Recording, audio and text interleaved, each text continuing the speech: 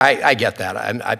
Obviously my question was whether or not there's been a violation of international norms, which I think to any person with eyes to see and ears to hear, there have been. And as you know, there are many people in the U.S. government who have reached similar conclusions, and actually it's been well reported on.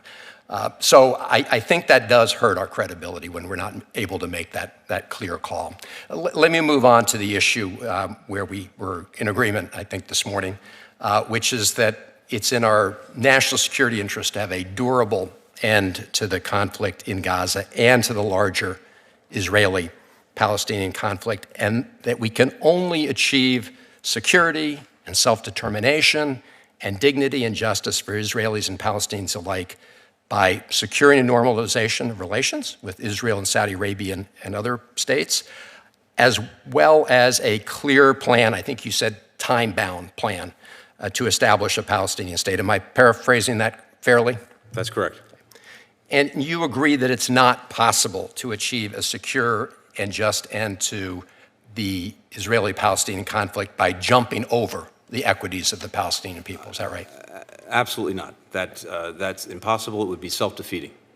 I want to emphasize that point because you know, Mr. Secretary, you've been around Washington for a long time, because it has been fashionable in some foreign policy circles to believe that you could do that you could somehow achieve peace and stability and security by jumping over the Palestinian issue. So, and I want to emphasize this because you have said that the Saudis are insistent on a clear path to a Palestinian state and time-bound path, but it's also in our national security interest. So are we also insistent on that?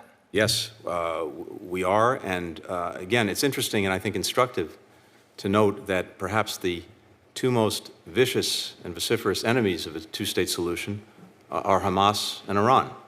That should tell you something, and it also should tell you what a rebuke to both Hamas and Iran it would be if we could finally get on this pathway in a credible and time-bound way. And I think certainly everything we've heard from the Saudis in the context of having these normalization discussions makes it clear that they feel the same way.